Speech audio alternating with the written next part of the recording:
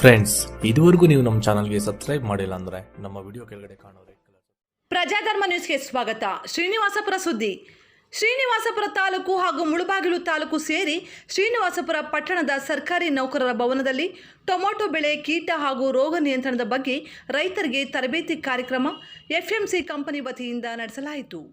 FMC company regional sales manager J Chandru Singh ಮಾತನಾಡಿ, tomato ಬೆಳೆಗೆ ಯಾವ್ಯಾವ ರೀತಿಯಲ್ಲಿ ರೋಗಾಣುಗಳು ಬರುತ್ತಿರುತ್ತವೆ, ಆ ರೋಗಾಣುಗಳು ನಿಯಂತ್ರಣಕ್ಕಾಗಿ ಮತ್ತು ಒಳ್ಳೆ ಫಸಲು ಬರಲು ನಮ್ಮ ಎಫ್ಎಂಸಿ ಕಂಪನಿಯಿಂದ ದೊರೆಯುವ ಔಷಧಿಗಳು ಉಪಯೋಗಿಸಿಕೊಂಡು ಟೊಮೊಟೊ ಬೆಳೆಗೆ ಬರುವ ರೋಗಾಣುಗಳನ್ನು ದೂರ ಮಾಡಿ ಎಂದು ರೈತರ ತರಬೇತಿ ಕಾರ್ಯಕ್ರಮದಲ್ಲಿ ರೈತರಿಗೆ ಅರ್ಥವಾಗುವ ರೀತಿಯಲ್ಲಿ ಅಚ್ಚುಕಟ್ಟಾಗಿ ತಿಳಿಸಿದರು.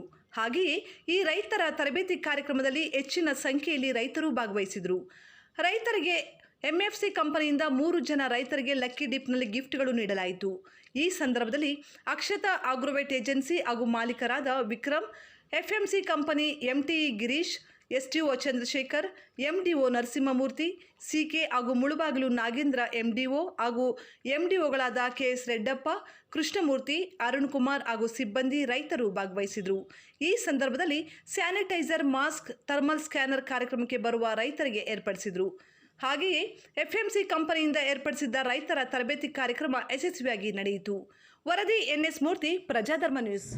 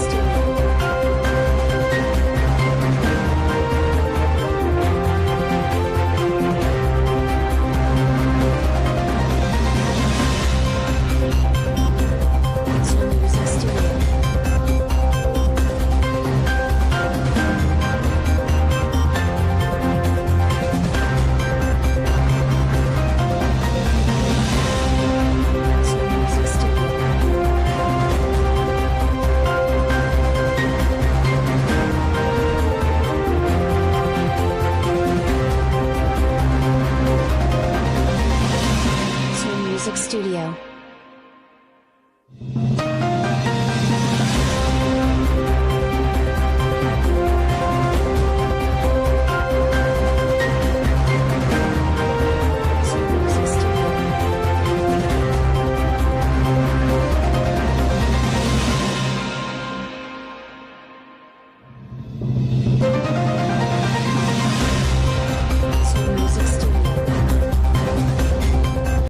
ತುಂಬು ಹೃದಯದ ಸ್ವಾಗತ ಮತ್ತು ಸುಸ್ವಾಗತ ಮತ್ತೊಮ್ಮೆ ಕೋರುತ್ತಾ ಈ ಕಾರ್ಯಕ್ರಮ ನಮ್ಮ ಮುಂದೆ ತಗೊಳ್ತಾ ಇದ್ದೀನಿ. ಆಗಲೇ ಪರಿಚಯ ಮಾಡಿಸಿದಂಗೆ ನನ್ನ ಹೆಸರು ಚಂದ್ರು ಸಿಂಗ್. ಸುಮಾರು 23ಕ್ಕೂ ಹೆಚ್ಚು ವರ್ಷದ ಸದೃಢ ಅನುಭವ ಇರ್ತದೆ ನನಗೆ. ನಾನು BSc ಕೃಷಿ ಪದವೀಧರನಾಗಿದ್ದು ಸುಮಾರು ಕರ್ನಾಟಕಾದ್ಯಂತ ಎಲ್ಲ ಜಿಲ್ಲೆಗಳಲ್ಲೂ ಸಾಕಷ್ಟು ಬೆಳೆಗಳಲ್ಲಿ ಇದೇ ರೀತಿ ರೈತರಿಗೆ ಉದ್ದೇಶಿಸಿ ಕೀಟಗಳ ಮತ್ತು ರೋಗಗಳ ಯಾವ ರೀತಿ ನಾವು ಹತೋಟಿಯಲ್ಲಿ ಇರಬೇಕು ಅಥವಾ ನಿಯಂತ್ರಣದಲ್ಲಿ ಇಟ್ಕೊಬೇಕು ಅನ್ನೋದ್ರ ಬಗ್ಗೆ ಜಿಲ್ಲೆಗಳಲ್ಲಿರ್ಬೋದು ಅಥವಾ ತಾಲೂಕಾ ಮಟ್ಟದಲ್ಲಿ ಇರ್ಬೋದು ಅಥವಾ ಜಿಲ್ಲಾ ಮಟ್ಟದಲ್ಲಿ ಇರ್ಬೋದು ಅಥವಾ ಸ್ಟೇಟ್ ಲೆವೆಲಲ್ಲಿ ಸಾಕಷ್ಟು ಮಾಹಿತಿಗಳನ್ನ, ವಿಚಾರ ಸಂಕಿರಣಗಳನ್ನು ನಾವು ಹಂಚ್ಕೊಳ್ತಾ ಇದ್ದೀವಿ. ಸೊ ಇವತ್ತು ನಮ್ಮ ಕರೆಗೆ ಹೋಗ್ಬಿಟ್ಟು ಬಂದಿದ್ದೀರಿ, ತುಂಬ ಧನ್ಯವಾದಗಳು. ಮತ್ತು ಎಲ್ಲರೂ ಕೂಡ ಮಾಸ್ಕ್ ಹಾಕಿದ್ದೀರಿ, ತುಂಬ ಖುಷಿ ಆಗ್ತದೆ. ಯಾಕಂದರೆ ಇದು ಸೆಕೆಂಡ್ ವೇವ್ ನಡೀತಾ ಇರೋದ್ರಿಂದ ವೆರಿ ವೆರಿ ಇಂಪಾರ್ಟೆಂಟ್. ಯಾವುದೇ ಕಾರಣಕ್ಕೂ ನಾವು ನೆಗ್ಲೆಕ್ಟ್ ಮಾಡೋದು ಬೇಡ. ಯಾಕೆ ಅಂದರೆ ಇದು ಮಹಾರಾಷ್ಟ್ರದಲ್ಲಿ ಆಲ್ ಓವರ್ ಇಂಡಿಯಾದಲ್ಲಿ ಮತ್ತೆ ಒಂದು 28,000ಕ್ಕೆ ನಂಬರ್ ಇನ್ಕ್ರೀಸ್ ಆಗಿದೆ. ಆ 28,000 ನಂಬರಲ್ಲಿ 16,000 ನಂಬರ್ ಹೊಸ ಪ್ರಕರಣಗಳು ಬಂದಿರ್ತಕ್ಕಂಥದ್ದು ಮಹಾರಾಷ್ಟ್ರ ಸ್ಟೇಟ್ನಲ್ಲಿ ಬಂದಿದೆ. ಸೊ ಹಾಗಾಗಿ ಮಹಾರಾಷ್ಟ್ರ ಮತ್ತು ಕೇರಳದಲ್ಲಿ ಪ್ರಯಾಣ ಮಾಡ್ತಕ್ಕಂಥವ್ರಿಗೆಲ್ಲ ರೆಸ್ಟ್ರಿಕ್ಷನ್ಸ್ ಮಾಡ್ತಾ ಇದ್ದಾರೆ ಗೌರ್ಮೆಂಟ್. ಸ್ಟೇಟ್ ಗೌರ್ಮೆಂಟ್ ಇವತ್ತಷ್ಟೇ ರೆಸ್ಟ್ರಿಕ್ಷನ್ಸ್ ಹೊರಡಿಸಿದೆ, ಅದೆಲ್ಲ ನಿಮಗೆ ಗೊತ್ತಿರ್ತಕ್ಕಂಥದ್ದೇ. ಸೊ ಹಿಂದ್ಗಡೆ ಕೇಳಿಸ್ತಾ ಇದೆ ನಾನು ಮಾತಾಡೋದು ಅಥವಾ ಎಕೋ ಬರ್ತಾ ಇದೆ? ಇಲ್ಲಲ್ಲ? Okay, thank you very much. So ಇವತ್ತು ಮುಖ್ಯವಾಗಿ ತರಕಾರಿ ಬೆಳೆ, ಅದರಲ್ಲಿ ತರಕಾರಿ ರಾಜ ಅಂದರೆ ಟೊಮೆಟೊ ಬೆಳೆಯಲ್ಲಿ ಸಸ್ಯ ಸಂರಕ್ಷಣಾ ಹಾಗೂ ಸಸ್ಯವರ್ಧಕ ಉತ್ಪನ್ನಗಳ ಬಗ್ಗೆ ಸ್ವಲ್ಪ ಮಾಹಿತಿ ಕೊಡ್ಲಿಕ್ಕೆ ನಾವು ನೀವೆಲ್ಲ ಸೇರ್ಕೊಂಡಿದ್ದೀವಿ. ನಿಮಗೆ ಈ ಸಸ್ಯ ಸಂರಕ್ಷಣೆ ಬಗ್ಗೆ ಮತ್ತು ಸಸ್ಯದ ಮೇಲೆ ಬರ್ತಕ್ಕಂಥ ಟೊಮೆಟೊ ಮೇಲೆ ಬರ್ತಕ್ಕಂಥ ಕೀಟಗಳ ರೋಗಗಳ ಬಗ್ಗೆ ಮಾಹಿತಿ ಏನಾದರೂ ಡೌಟ್ಸ್ ಇದ್ರೆ ಇವತ್ತು ನಾವು ವಿಚಾರಣೆ ಮಾಡಿಕೊಳ್ಳೋಣ ಅಂತ. ಸೊ ಮೊಟ್ಟ ಮೊದಲಿಗೆ ಆಗಲೇ ಸ್ವಾಗತ ಎಲ್ಲ ಆಗಿದೆ. ಸೊ ಪರಿಚಯ ಮಾಡಿಕೊಂಡಿದ್ದೇನೆ. FMC ಒಂದು ಬಹುರಾಷ್ಟ್ರೀಯ ಕಂಪನಿ, ಸುಮಾರು 136 ವರ್ಷ ಕಂಪ್ಲೀಟ್ ಮಾಡಿರ್ತಕ್ಕಂಥ ಒಂದು ಯುವ ಕಂಪನಿ ಅಂತ ಹೇಳ್ಕೊಳ್ಳೋದಕ್ಕೆ ಹೆಮ್ಮೆ ಆಗ್ತಾ ಇದೆ. ಆಮೇಲೆ FMC ಪ್ರಪಂಚಾದ್ಯಂತ ಮುಂಚೂಣಿಯಲ್ಲಿ ಸಾಕ್ತಿರ್ತಕ್ಕಂಥ ಕಂಪನಿ. ಯಾಕೆಂದ್ರೆ ನಮ್ಮ ರೈತಾಪಿ ಜೊತೆಗೆ ಈ ನಮ್ಮ ಉತ್ಪನ್ನಗಳನ್ನ ಉಪಯೋಗ ಮಾಡೋದ್ರಿಂದ ಮತ್ತು ಮುಂಚೂಣಿಯಲ್ಲಿ ಸಾಗಿಸೋದಕ್ಕೆ ತುಂಬಾ ಹೆಲ್ಪ್ ಮಾಡ್ತಾ ಇರೋದ್ರಿಂದ ನಮಗೆ ಒಂದು ಹೆಮ್ಮೆ ಆಗ್ತಾ ಇದೆ. ಭಾರತದಲ್ಲಿ 2ನೇ ಅತಿ ದೊಡ್ಡ ಕಂಪನಿ ಅಂತ ಹೇಳಿದ್ರೆ ತಪ್ಪಾಗೋದಿಲ್ಲ. ಯಾಕಂದ್ರೆ ಮೊದಲನೇ ನಿಮಗೆ ಗೊತ್ತಿತ್ತು, DuPont ಕಂಪನಿ ಖರೀದಿ ಮಾಡಿದ್ಮೇಲೆ FMC ಕಂಪನಿ ಭಾರತದಲ್ಲಿ 2ನೇ ಅತಿ ದೊಡ್ಡ ಕಂಪನಿ ಆಗಿದೆ ಮತ್ತು ಪ್ರಪಂಚಾದ್ಯಂತ ನಾವು ನೋಡಿದಾಗ ಟಾಪ್ 5 ಕಂಪನೀಸ್ ಅಂದ್ರೆ 5ನೇ ಕಂಪನಿಯಲ್ಲಿ ಒಂದು ಕಂಪನಿ ಆಗಿದೆ. ಹಾಗೂ ಇಲ್ಲಿ ಸಾಕಷ್ಟು ಉದ್ಯೋಗಿಗಳಿದ್ದಾರೆ, ಅದೆಲ್ಲ ಗೊತ್ತಿದೆ. ಕಿರು ಪರಿಚಯ ಮಾಡಿಕೊಡ್ತಿದ್ದೀನಿ. ಸುಮಾರು 26 ಉತ್ಪಾದನಾ ಘಟಕಗಳು ಕಂಪನಿಯಲ್ಲಿದೆ ಮತ್ತು 23 ಸಂಶೋಧನಾ ಕೇಂದ್ರಗಳಿದೆ. ಸುಮಾರು 30,000 ಕೋಟಿಯಷ್ಟು ವಹಿವಾಟು ಪ್ರಪಂಚಾದ್ಯಂತ ಆಗ್ತಿದೆ. ಈ ವರ್ಡ್ ಯಾಕೆ ಹೇಳ್ತಾ ಇದ್ದೀನಿ, ಪ್ರಪಂಚಾದ್ಯಂತ 30,000 ಕೋಟಿಯಲ್ಲಿ ಸುಮಾರು 12% ಅಂದ್ರೆ 3,600 ಕೋಟಿಯಷ್ಟು ಅಂದ್ರೆ 3,600 ಕೋಟಿಯಷ್ಟು ರಿಸರ್ಚ್ ಅಂಡ್ ಡೆವಲಪ್ಮೆಂಟ್ಗೆ ಅಂದ್ರೆ ಕೃಷಿ ಸಂಶೋಧನೆಗೆ, ಕೃಷಿ ಉತ್ಪನ್ನ ಆಧಾರಿತ ಸಂಶೋಧನೆಗೆ ಮತ್ತೆ ವ್ಯಯ ಮಾಡ್ತದೆ ಕಂಪನಿ. ಯಾಕಂದ್ರೆ ಹೊಸ ಉತ್ಪನ್ನಗಳು, ಹೊಸ ತಳಿಗಳು, ಹೊಸ ತಂತ್ರಜ್ಞಾನಗಳು ಕೊಡ್ತಕ್ಕಂಥದ್ದೇ FMCಯ ಮುಖ್ಯ ಗುರಿಯಾಗಿದೆ. ಸೊ 2018ರಲ್ಲಿ ಅತ್ಯುತ್ತಮ ಕೃಷಿ ಸಂಶೋಧನಾ ಪ್ರಶಸ್ತಿ ಕೂಡ ಸಿಕ್ಕಿರ್ತಕ್ಕಂಥದ್ದು. ಮತ್ತೆ ಇನ್ನೇನು ನಿಮಗೆ ಮುಂದಿನ ವರ್ಷದಲ್ಲೇ ಒಂದು ಅತ್ಯುತ್ತಮವಾದ ಒಂದು ಶಿಲೀಂಧ್ರನಾಶಕನು ಕೊಡ್ತಾ ಇದ್ದೀವಿ ನಾವು. ಪ್ರಾಬ್ಲಿ 2021 ಎಂಡಿಗೆ, ಈ ವರ್ಷದ ಕೊನೆ ಹಂತದಲ್ಲಿ ಅಥವಾ 22ನೇ ಇಸವಿಗೆ ಒಂದು ಲೇಟ್ ಲೈಟಿಗೆ ಒಂದು ತುಂಬಾ ಒಳ್ಳೆಯ ಇರ್ತಕ್ಕಂಥ ಶಿಲೀಂಧ್ರನಾಶಕನ ಪರಿಚಯ ಮಾಡಿಕೊಡ್ತಾ ಇದ್ದೀವಿ. ಟೊಮೆಟೊ ಬಗ್ಗೆ ಸಣ್ಣದಾಗಿ ಪರಿಚಯ. ಇದು ಫಸ್ಟ್ ಆಫ್ ಆಲ್ ತರಕಾರಿಯಲ್ಲಿ ಆಲೂಗಡ್ಡೆ ಹೆಚ್ಚಿಗೆ ಬೆಳೆಯುತ್ತೆ ಪ್ರಪಂಚಾದ್ಯಂತ. ಅದು ಬಿಟ್ಟರೆ ಟೊಮೆಟೊನೇ ಅತಿ ದೊಡ್ಡ ತರಕಾರಿ ಬೆಳೆಯಾಗಿದೆ ಅನ್ನೋದು ಒಂದು. ಮತ್ತು ಅದು ಇಂಗ್ಲಿಷ್ನಲ್ಲಿ ಕರೆಯೋದು ಲೈಕೋಪರ್ಸಿಕಮ್ ಎಸ್ಕ್ಯುಲೆಂಟಮ್ ಅನ್ನೋ ಒಂದು ಸೈಂಟಿಫಿಕ್ ನೇಮ್ನಲ್ಲಿ ಕರೀತೀವಿ. ಭಾರತ 2ನೇ ಸ್ಥಾನದಲ್ಲಿ ಟೊಮೆಟೊ ಉತ್ಪಾದನೆಯಲ್ಲಿ ಇರ್ತಕ್ಕಂಥದ್ದು. ಆಮೇಲೆ ನೀವು ಯಾವುದೇ ಒಂದು ಬೆಳೆ ಆಗಲಿ,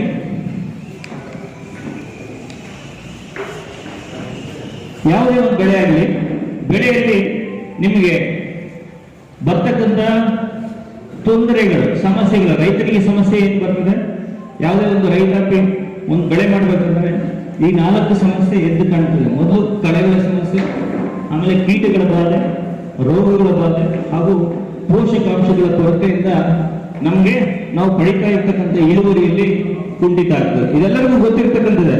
ಬಟ್ ಎಷ್ಟು ಪ್ರಮಾಣದಲ್ಲಿ ಕುಂಠಿತ ಆಗುತ್ತದೆ ಅನ್ನೋದು ಒಂದು ಶೇಕಡವಾರು ಅಂಕಿ ಅಂಶಗಳ ಮೂಲಕ ಇಲ್ಲಿ ತಿಳಿಸ್ಕೊಟ್ಟಿದ್ದಾರೆ. ಇದು ಜಬಲ್ಪುರಲ್ಲಿ ನ್ಯಾಷನಲ್ ವೀಡ್ ಸೈನ್ಸ್ ಅನ್ನ ಒಂದು ಇನ್ಸ್ಟಿಟ್ಯೂಟ್ ನಲ್ಲಿ ಕೊಟ್ಟಿರ್ತಕ್ಕಂಥ ಡೇಟಾ ಇದು. ಸುಮಾರು ಕಳೆಗಳು 37% ಇಳುವರಿಯಲ್ಲಿ ಕುಂಠಿತ ಮಾಡ್ತದೆ. ಅಂದ್ರೆ ಶೇಕಡವಾರು 37 ಇಳುವರಿ ಕುಂಠಿತ ಮಾಡೋದಕ್ಕೆ ಸಾಧ್ಯ ಇದೆ. ನಾವು ಕಳೆಗಳು ತೆಗಿಲ್ಲ ಇಲ್ಲ ಅಂದ್ರೆ ಕಳೆಗಳು ಬಾಧೆ ಮಾಡಿ ಕುಂಠಿತ ಮಾಡ್ತದೆ ಇಳುವರಿಯಲ್ಲಿ. ಹಾಗೆ ರೋಗಗಳು 22%, ಕೀಟಗಳು 29%, ಹಾಗೆ ಪೋಷಕಾಂಶದ ಕೊರತೆ ಇದ್ರೆ 12% ಅಷ್ಟು ಇಳುವರಿ ಬರ್ತದೆ. ಇದರ ಅರ್ಥ ಏನಂದ್ರೆ, ಈಗ ನೀವು 100 kg ಯಾವುದೋ ಒಂದು ಟೊಮೆಟೊ ಇಳುವರಿ ತೆಗಿತೀರ ಅಂದ್ರೆ ನೀವು ಪೋಷಕಾಂಶಗಳ ಬಗ್ಗೆ ಗಮನ ಕೊಡಲಿಲ್ಲ ಅಂದ್ರೆ ಸುಮಾರು 12 kg ಅಷ್ಟು ಇಳುವರಿ ಕುಂಠಿತ ಆಗ್ತದೆ ಅಂತ.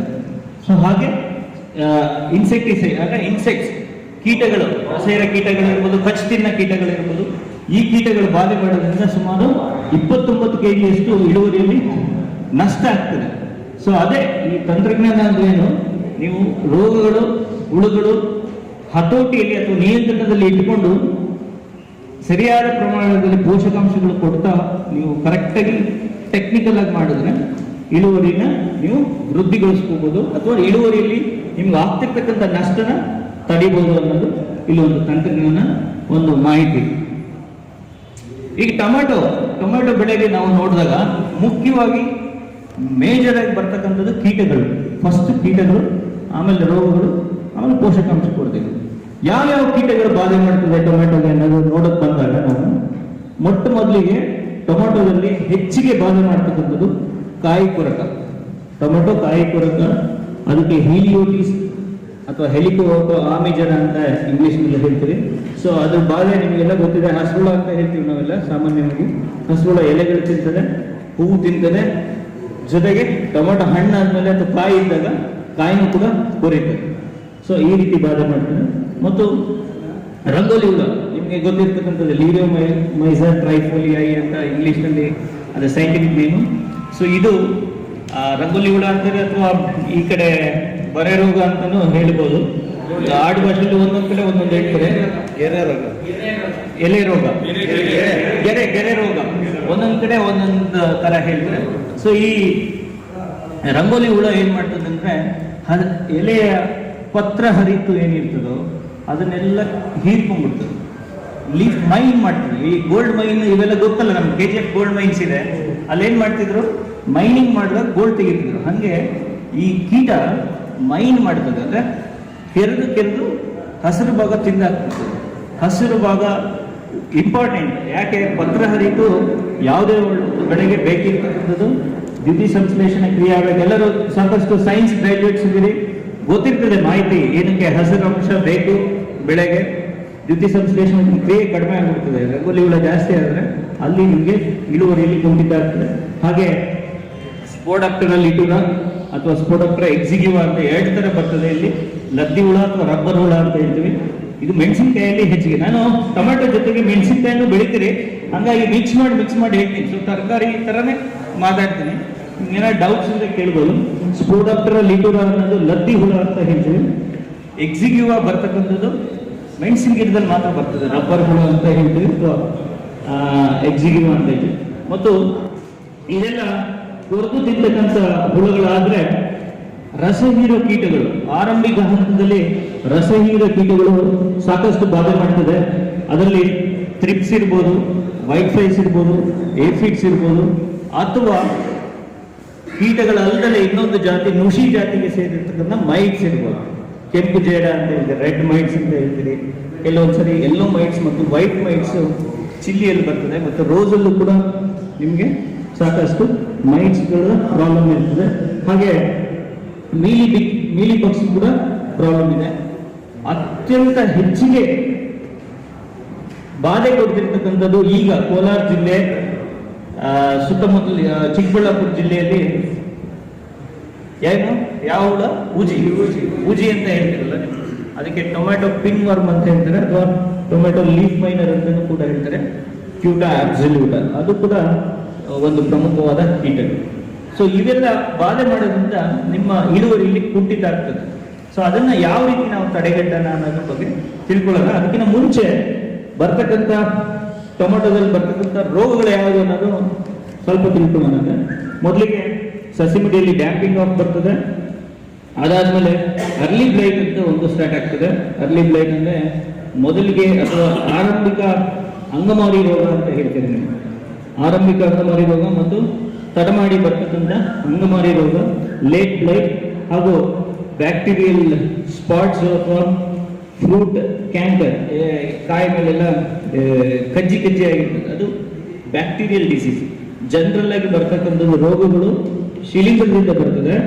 ಇಲ್ಲಿ ಟೊಮೆಟೊಗೆ ಬ್ಯಾಕ್ಟೀರಿಯಲ್ ಡಿಸೀಸಸ್ ಬರ್ತದೆ, ಕೆಲವೊಂದು ವೈರಲ್ ಡಿಸೀಸಸ್ ಬರ್ತದೆ. ಸೊ ಇಲ್ಲಿ ಕೆಳಗಡೆ ತೋರಿಸ್ತಾ ಇರ್ತಕ್ಕಂಥದ್ದು ದುಂಡಾಣು ರೋಗ, ಅದೇ ಬ್ಯಾಕ್ಟೀರಿಯಲ್ ಲೀವ್ ಸ್ಪಾಟ್ ಡಿಸೀಸ್. ಹಾಗೆ ದುಂಡಾಣು ಸ್ವರ್ಗ ರೋಗ ಬರ್ತದೆ, ಎಲೆಕೋಟು ರೋಗ ಮತ್ತು ಫಿಶೇರಿಯಂ ಗಿಲ್ಟ್ ಅಂದ್ರೆ ಶಿಲೀಂಧ್ರ ಸ್ವರ್ಗ ರೋಗ. ನೆಕ್ಸ್ಟ್ ಇದು ರೋಗಗಳ ಬಗ್ಗೆ ಆಯ್ತು. ನೆಕ್ಸ್ಟ್ ಪೋಷಕಾಂಶಗಳ ಬಗ್ಗೆ. ಪೋಷಕಾಂಶಗಳು ಯಾವುದೇ ಒಂದು ಬೆಳೆಗೆ, ಸುಮಾರು ಬೆಳೆಗೆ ಆಯ್ತು, ಯಾವುದೇ ಒಂದು ಜೀವಿಗೆ, ಪ್ರಾಣಿ ಪಕ್ಷಿ ಆಯ್ತು ಅಥವಾ ನಾವು ಮನುಷ್ಯನಿಗೆ ಆಯ್ತು, ನಮ್ಮ ಒಂದು ಲೈಫ್ ಸೈಕಲ್ ಕಂಪ್ಲೀಟ್ ಮಾಡಬೇಕಂದ್ರೆ ಸುಮಾರು 16 ಪೋಷಕಾಂಶಗಳು ಅತ್ಯಗತ್ಯವಾದದ್ದು. ಅದರಲ್ಲಿ 3 ಗಾಳಿಯಲ್ಲಿ ಸಿಗ್ತದೆ, ಕಾರ್ಬನ್, ಹೈಡ್ರೋಜನ್, ಆಕ್ಸಿಜನ್. ಗೊತ್ತಿರ್ತಕ್ಕಂಥದ್ದು ನಿಮಗೆಲ್ಲ. ಇನ್ನ 3 ಅಧಿಕ ಪ್ರಮಾಣದಲ್ಲಿ ಬೇಕಾಗ್ತಕ್ಕಂಥ ಗೊಬ್ಬರ, ಅದಕ್ಕೆ ಮ್ಯಾಕ್ರೋ ನ್ಯೂಟ್ರಿಯೆಂಟ್ಸ್ ಅಂತ ಹೇಳ್ತೀವಿ ಅಥವಾ ಮೂಲ ಗೊಬ್ಬರ ಅಂತ ಹೇಳ್ತೀವಿ.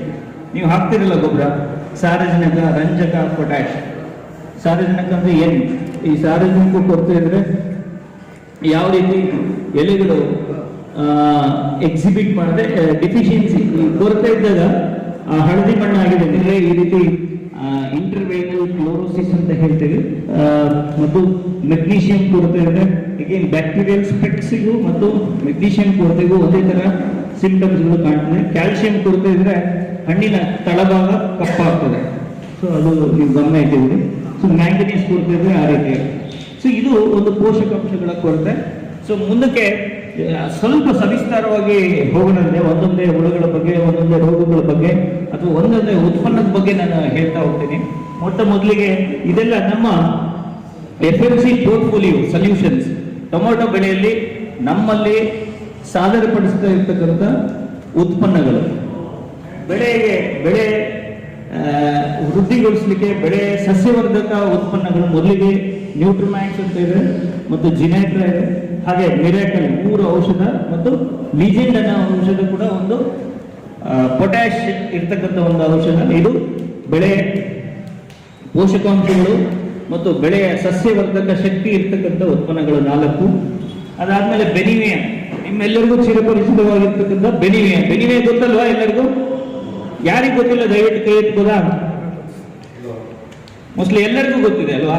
ಆ ಬೆನಿವಿಯಾ ಯಾಕೆ ಉಪಯೋಗ ಮಾಡ್ತೀವಿ, ಅದರಿಂದ ಏನು ಪ್ರಯೋಜನಗಳಾಗ್ತಾ ಇದೆ ರೈತನಿಗೆ ಆಯಿತು ಅಥವಾ ಬೆಳೆಯಲ್ಲಿ ಆಯಿತು ಅಥವಾ ಇಳುವರಿಯಲ್ಲಿ ಆಯಿತು ಅನ್ನೋದ್ರ ಬಗ್ಗೆ ಇನ್ನೊಂದು ಸ್ವಲ್ಪ ಡೀಟೇಲ್ ಆಗಿ ಬೆನಿವಿಯಾ ಬಗ್ಗೆ ಮಾತಾಡ್ತೀನಿ. ಮತ್ತು ಕೊರಾಜಿನ್ ಔಷಧನೂ ಗೊತ್ತಿರ್ತಕ್ಕಂಥದ್ದು ನಿಮಗೆ. ಕೊರಾಜಿನ್ ಮತ್ತು ಲಾಸ್ಟ್ಗೆ ಒಂದು ಗೆಜಿಕೋ, ಇಷ್ಟು ಔಷಧ 4+3 ಔಷಧ ಟೊಮ್ಯಾಟೊ ಬೆಳೆ ಮೇಲೆ ಶಿಫಾರಸ್ ಆಗಿರ್ತಕ್ಕಂಥದ್ದು ಮತ್ತು ನಮ್ಮ ಕಂಪನಿಯ ಪೋರ್ಟ್ಫೋಲಿಯೋ ಸೊಲ್ಯೂಷನ್ಸ್ ಅಂತ ಹೇಳ್ತೇವೆ. ಸೊ ಮೊದಲಿಗೆ ಬೆನಿವಿಯಾ ಬಗ್ಗೆ ಮಾತಾಡೋಣಂತೆ.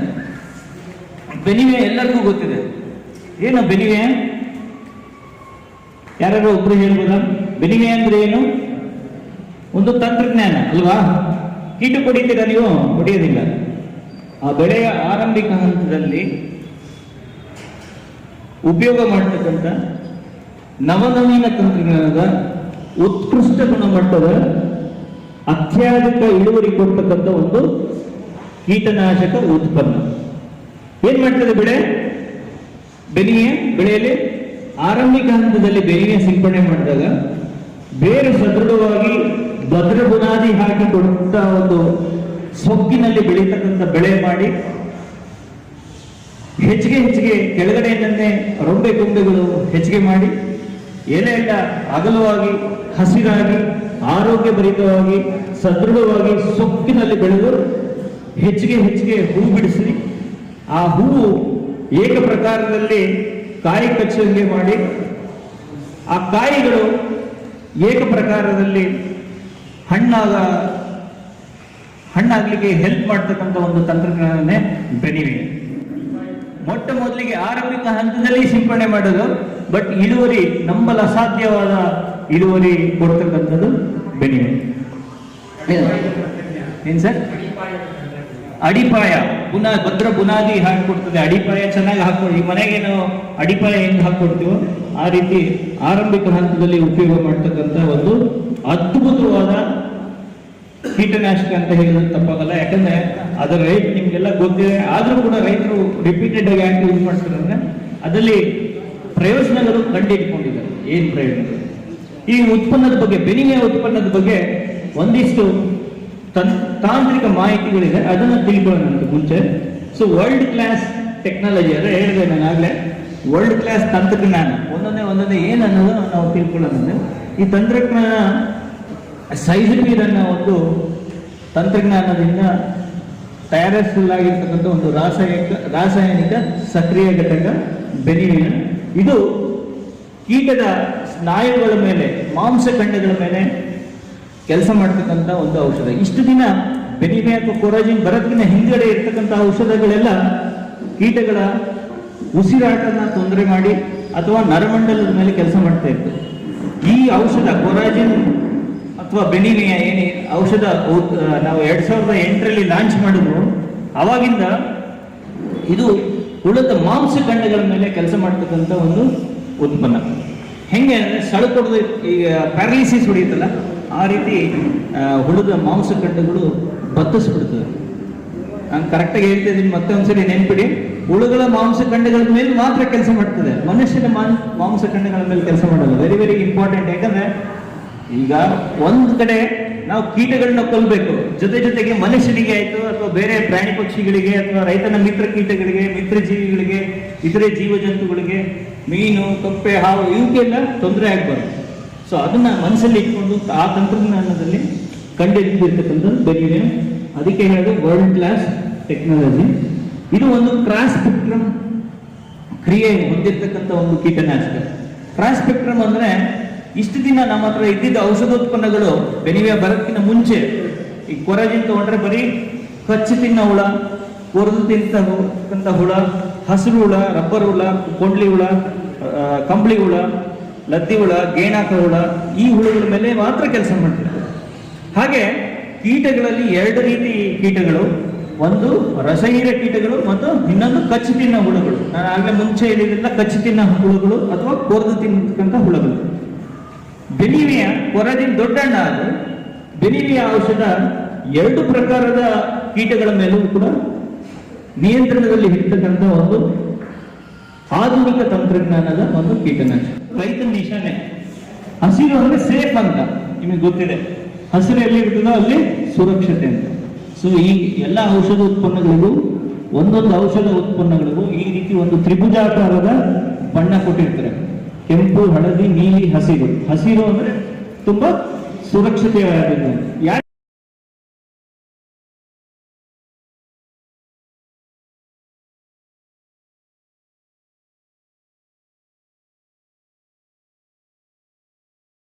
ಹಾಗೂ ಕೊರಾಜಿನ್ ಕೀಟಗಳ ವಿರುದ್ಧ ತಕ್ಷಣದ ಮತ್ತು ಸುದೀರ್ಘವಾದ ರಕ್ಷಣೆ ಕೊಡ್ತದೆ. ಅಂದ್ರೆ ಲಾಂಗ್ ಡ್ಯೂರೇಷನ್ ಅವ್ರಿಗೂ ಹೆಲ್ಪ್ ಮಾಡ್ತದೆ. ಎಜಿಕೋ ಔಷಧ ಸುಮಾರು 120ರಿಂದ 140 ಗ್ರಾಂ ಪ್ರತಿ ಎಕರೆಗೆ ಸಿಂಪಡಣೆ ಮಾಡೋದ್ರಿಂದ ಅದು ಗುಣ ಆಗ್ತದೆ. ಫಸ್ಟ್ ಇದು ಹೇಳ್ಬೇಕಾಯ್ತು ನಾವು. ಸೊ ನಾವು ಬೆನಿವಿಯ ಬಗ್ಗೆ ಹೇಳ್ತೀವಿ.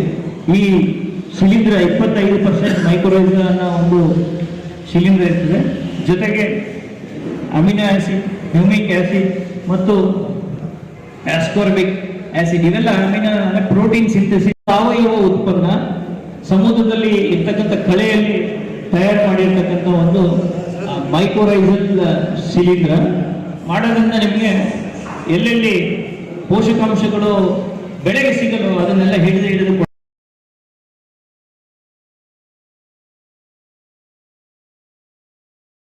ಸೊ ಇದೆ ಸರ್ಚ್ ಟೆಕ್ನಾಲಜಿ ಮತ್ತು ಇದು ಪೇಟೆಂಟೆಡ್ ಪ್ರಾಡಕ್ಟ್. ಅವೆಲ್ಲ ಬೇಡ. ನೋಡಿದಿರಿ ಸತುವಿನ ಇಂಪಾರ್ಟೆನ್ಸ್ ಏನನ್ನೋದು ನೋಡಿದಿರಿ. ಭಾರತಾದ್ಯಂತ ದಕ್ಷಿಣ ಭಾರತದಲ್ಲಿ ಹೆಚ್ಚಿಗೆ ಡಿಫಿಷಿಯನ್ಸಿ ಇದೆ, ಅಂದರೆ ಕೊರತೆ ಇದೆ.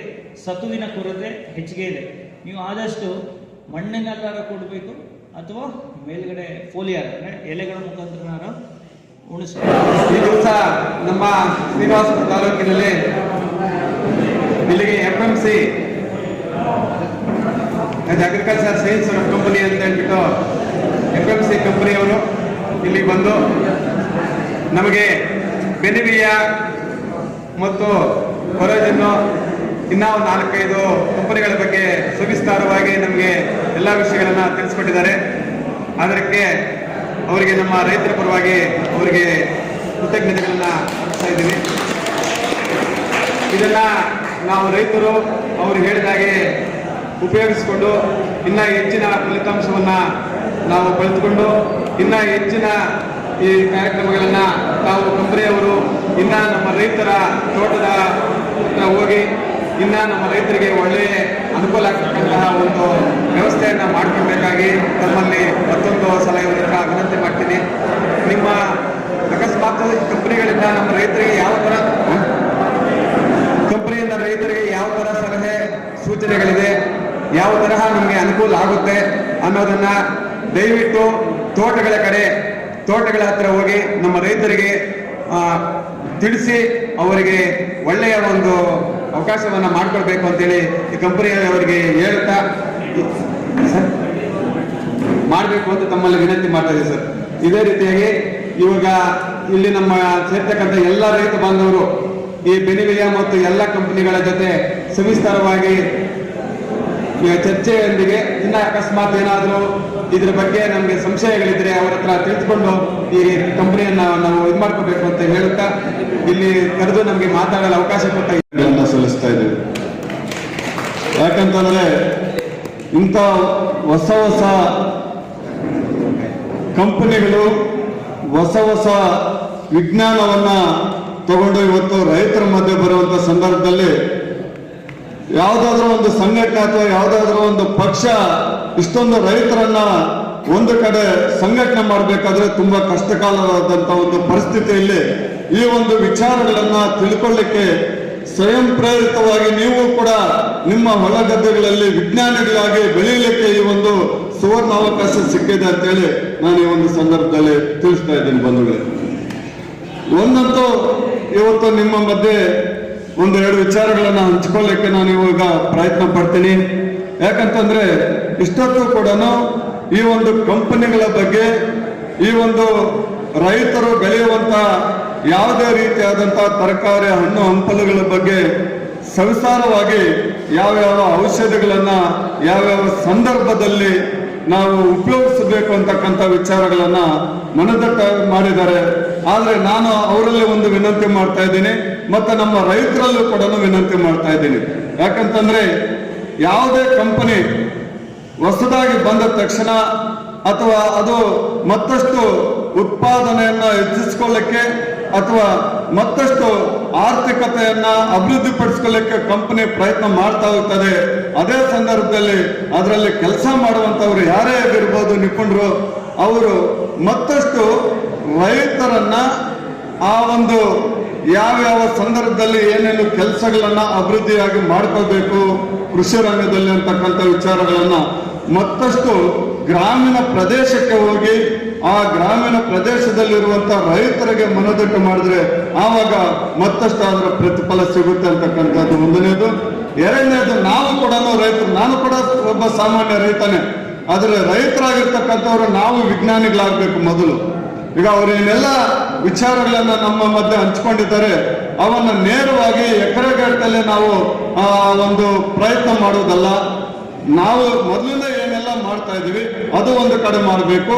ಅವರು ತಿಳಿಸ್ಕೊಟ್ಟಿರ್ತಕ್ಕಂಥ ವಿಚಾರಗಳ ಭಾಗವಾಗಿ ಒಂದು 10 ಕುಂಟೆನೋ ಅರ್ಧ ಎಕರೆಗೋ ನಾವು ಮೊದಲು ಪ್ರಯತ್ನ ಮಾಡಿ ಇದು ಯಶಸ್ವಿ ಆಗ್ತಾ ಇದೆಯಾ ಅಥವಾ ಇವರು ಹೊಸದಾಗಿ ತಿಳಿಸ್ಕೊಡ್ತಾ ಇರ್ತಕ್ಕಂಥ ಒಂದು ವಿಶಿಷ್ಟತೆಗಳು ಏನಿದಾವೆ ಅವುಗಳ ಮುಖಾಂತರ ನಮ್ಮ ಕೃಷಿ ರಂಗವನ್ನ ಅಭಿವೃದ್ಧಿಪಡಿಸಲಿಕ್ಕೆ ಸಾಧ್ಯ ಆಗ್ತದೆ ಅಂತೇಳಿ ಎರಡು ರೀತಿಯಲ್ಲೂ ಕೂಡ ನಾವು ಪ್ರಯತ್ನ ಮಾಡಿದಾಗ ನಮಗೆ ಬರ್ತಕ್ಕಂಥ ಯಾವುದು ಉತ್ತಮವಾದಂತ ಫಸಲು ಬರ್ತದೋ ಅದನ್ನ ಮುಂದೆ ನಾವು ಅಳವಡಿಸ್ಕೋಬೇಕು ಅಂತೇಳಿ ವಿನಂತಿ ಮಾಡ್ತಾ ಇದೀವಿ. ಅದಕ್ಕಾಗಿ ಇವತ್ತು ಮನುಷ್ಯ ಉಗಮ ಆದಾಗಲಿಂದ ಕೂಡ ಯಾವುದೇ ಕಂಪನಿ ಇರಲಿಲ್ಲ, ಮೊದಲು ನಾವೇ ವಿಜ್ಞಾನಿಗಳಾಗಿದ್ದೀವಿ. ಅದು ಕೂಡ ಇಲ್ಲಿ ಹೆಚ್ಚಿಗೆ ನಮ್ಮ ರೈತರು ಬಂದಿರತಕ್ಕಂಥದ್ದು ಪುರುಷ ರೈತರು ಬಂದಿದ್ದೀರಿ. ಆದ್ರೆ ಕೃಷಿ ರಂಗವನ್ನ ಮೊದಲಿಗೆ ಪ್ರಾರಂಭ ಮಾಡಿದ್ದು ಮಹಿಳೆಯರು. ಹಾಗಾಗಿ ಮಹಿಳೆಯರನ್ನು ಕೂಡ ಇಂಥ ಒಂದು ವಿಚಾರಗಳಿಗೆ ಅಥವಾ ಇಂಥ ಒಂದು ಸಭೆಗಳಿಗೆ ಹಾಜರುಪಡಿಸಿದ್ರೆ ಹೆಚ್ಚೆಚ್ಚು ನಾವು ಟೌನ್ ಅನ್ನ ಅಥವಾ ಪಟ್ಟಣ ಬೇರೆ ಬೇರೆ ಇದರಲ್ಲಿ ನಾವು ಓಡಾಡ್ತಾ ಇದ್ದೀವಿ. ಆದ್ರೆ ಹೆಚ್ಚು ಆ ಕೃಷಿ ರಂಗದಲ್ಲಿ ತೊಡಗಿಸಿಕೊಳ್ಳುವುದು ಮಹಿಳೆಯರಾಗಿರೋದ್ರಿಂದ ಮಹಿಳೆಯರನ್ನು ಕೂಡ ಇಂಥ ಒಂದು ವಿಚಾರಗಳಿಗೆ ಕರೆತಾರೆ.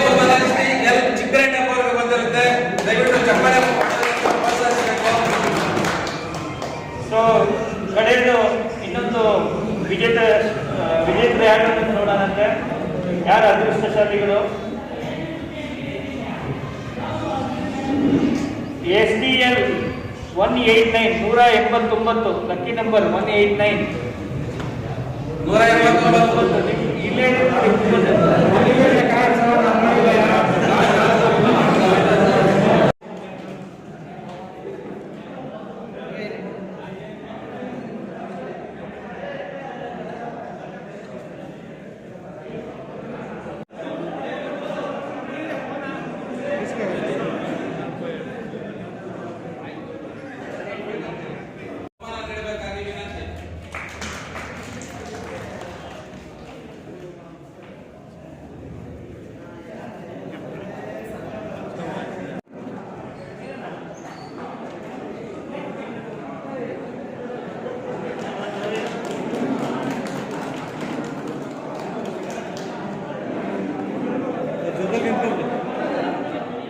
ಕೂತ್ಕೊಳ್ಳಿ ಹಂಗೆ ಕೂತ್ಕೊಳ್ಳಿ